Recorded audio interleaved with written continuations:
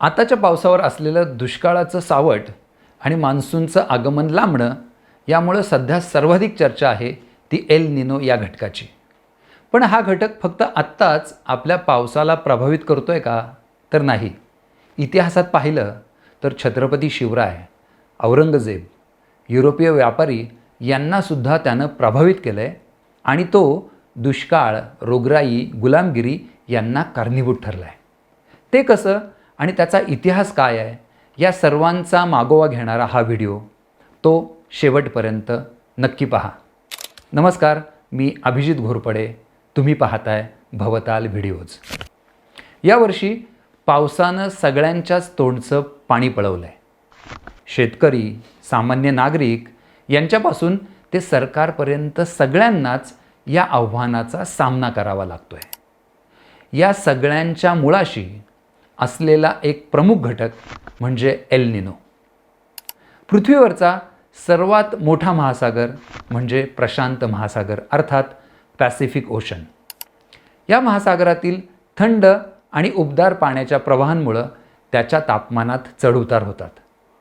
या महासागराच्या पूर्व बाजूच्या पृष्ठभागाचं तापमान वाढलं की एल निनो हा घटक सक्रिय होतो. नेमकेपणाने सांगायचं तर त्याच्या विषुववृत्ताजवळ असलेल्या पेरू, इक्वेडोर या देशांच्या किनाऱ्यालगतचं तापमान वाढलं की हा घटक सक्रिय झाल्याचं मानलं जातं. तो सक्रिय होतो तेव्हा आपल्याकडच्या मोसमी पावसावर विपरीत परिणाम होतो. तेच आता पाहायला मिळतंय. आताप्रमाणेच भारतात स्वातंत्र्यपूर्व काळात आणि स्वातंत्र्यानंतर पडलेल्या भीषण दुष्काळांशी एल निनो सक्रिय असण्याचा संबंध आहे. पण हे एवढ्यापुरतंच मर्यादित नाही, तर कित्येक शतकांपासून एल निनो असा प्रभाव टाकत आला आहे. त्याचीच काही उदाहरणं आज आपण समजून घेणार आहोत. सुरुवातीला एल निनो या घटकाचं पहिलं निरीक्षण कधी नोंदवण्यात आलं याबद्दल बोलू. असं मानलं जातं की स्पॅनिश आक्रमक फ्रान्सिस्को पिझारो हा पहिल्यांदा 16व्या शतकाच्या सुरुवातीला दक्षिण अमेरिकेतील पेरू या देशात पोहोचला. तेव्हा तिथं एल निनोची पहिली नोंद करण्यात आली. अर्थात त्यापूर्वी पेरूमध्ये कित्येक शतकं आधीपासून इंका संस्कृती अस्तित्वात होती. त्यातल्या लोकांना या घटकाबद्दल आणि त्यामुळं पावसात होणाऱ्या बदलांबद्दल माहिती असण्याची दाट शक्यता आहे. अन्यथा इतकी समृद्ध संस्कृती तिथं विकसित झाली असती का याबाबत शंका वाटते. एल निनो हा घटक सक्रिय झाल्यावर पेरू आणि जवळपासच्या प्रदेशात माशांचं उत्पादन मोठ्या प्रमाणात घटत असे. तसंच भरपूर पाऊस पडून पुरामुळं नुकसान होत असे. हे सारं आजही घडतं. मात्र त्याचबरोबर त्याचा संबंध दूरवर असलेल्या भारतासारख्या दक्षिण आशियाई देशांवर तसंच म्यानमार, इंडोनेशिया, ऑस्ट्रेलिया या देशांवरही होतो हे नंतर माहिती होत गेलं.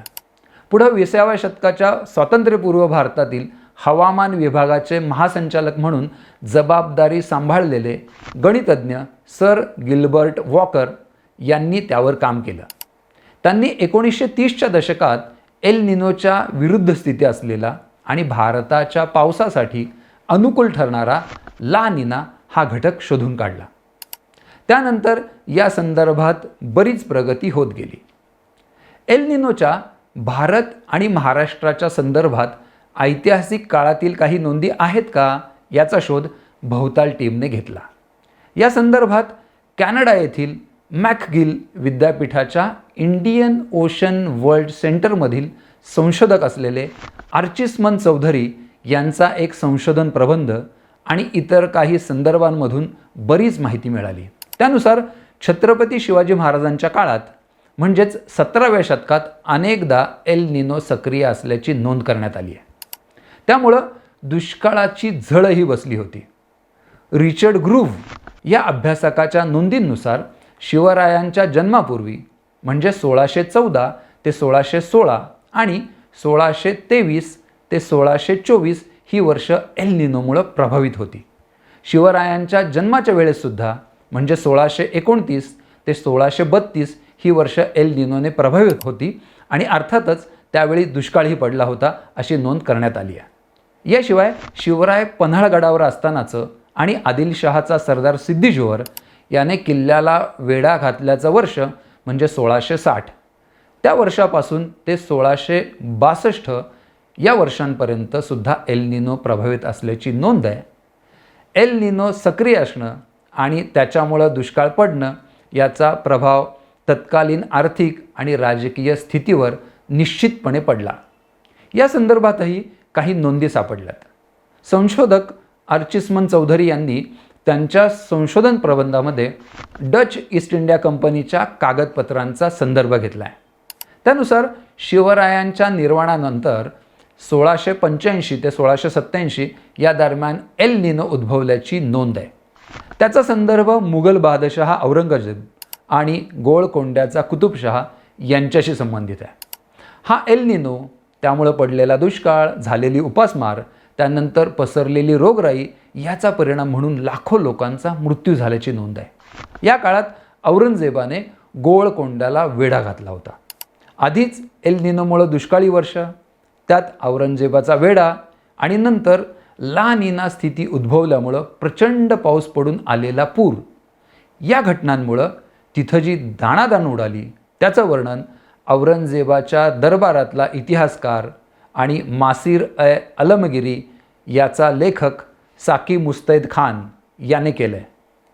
तो लिहितो की त्या काळात अतिवृष्टीमुळं नदीला प्रचंड पूर आला होता. आसपासच्या प्रदेशातून अन्नधान्याचा कोणताही पुरवठा होऊ शकत नव्हता. सर्वत्र दुष्काळ पसरला होता. गहू, डाळी आणि तांदूळ यांचा साठा संपून गेला होता. अन्नाअभावी व्याकुळ झालेल्या लोकांच्या आक्रोशानं छावणीचा परिसर दुमदुमून गेला होता. हैदराबादच्या सैनिकांपैकी एकही जिवंत उरला नाही. घरं, नदीपात्र आणि मैदानी प्रदेश मृतदेहांनी भरून गेले होते. छावणीची अवस्थाही तशीच होती. रात्रीच्या वेळी बादशहाच्या छावणीभोवती मृतदेहांचे ढीग साचत असत. दिवसा सफाई कामगार ते मृतदेह ओढून नेत आणि नदीकाठी फेकून देत असत. हा क्रम दिवस रात्र असाच चालू होता. जे लोक जिवंत उरले होते त्यांनी माणसं आणि प्राणी यांच्या कुजलेल्या मृतदेहांचे मांस खाण्याचाही संकोच केला नाही. मैलोनमैल जिथं नजर जाईल तिथं केवळ मृतदेहांचे ढीग दिसत होते. सततच्या पावसामुळं मृतदेहांचे मांस आणि कातडी सडून निघून गेली होती. अन्यथा त्या कुजलेल्या मृतदेहांच्या दुर्गंधीयुक्त हवेनेच उरल्या सुरल्या लोकांचाही जीव घेतला असता. काही महिन्यांनंतर जेव्हा पाऊस थांबला तेव्हा हाडांचे पांढरे शुभ्र ढीग दुरून बर्फाच्या लहान टेकड्यांसारखे दिसत होते. ईश्वराच्या कृपेने पाऊस ओसरला, नदीचा रौद्र अवतार शांत झाला आणि आसपासच्या प्रदेशातून अन्नधान्याचा पुरवठा होऊ लागला, असं तो म्हणतो. याच भीषण दुष्काळाचा आणि त्यानंतर आलेल्या पुराचा परिणाम स्थानिक लोकांवरही झाला. त्यामुळं अन्नधान्याचा तुटवडा निर्माण झाला. परिणामी त्याचे दर गगनाला भिडले. डच ईस्ट इंडिया कंपनीचे अधिकारी त्यांच्या पत्रव्यवहारात म्हणतात, मछलीपट्टण परिसरात भात, मासे, मटण, भाज्या यांचा प्रचंड तुटवडा होता.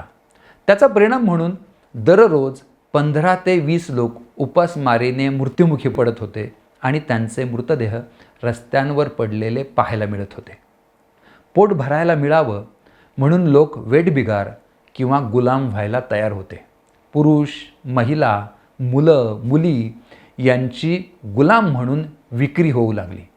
खुद्द डच ईस्ट इंडिया कंपनीने भारतातून शेकडो वेठबिगार त्यांच्या इंडोनेशियातील जावा इथल्या आस्थापनेकडे पाठवल्याच्या नोंदी आहेत. मात्र या प्रवासात किंवा प्रवास सुरू होण्यापूर्वीच अनेक मजूर रोगराईमुळं मृत्युमुखी पडल्याच्या नोंदी आहेत.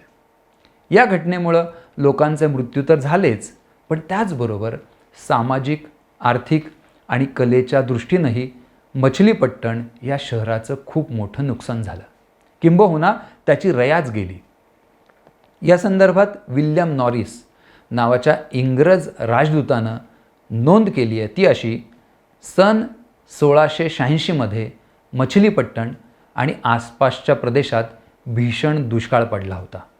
उपासमारीमुळं हजारो लोक मृत्युमुखी पडले आणि अन्नासाठी अनेक कुटुंबांनी स्वतःला डचांच्या स्वाधीन केलं गुलामगिरीत झोकून दिलं.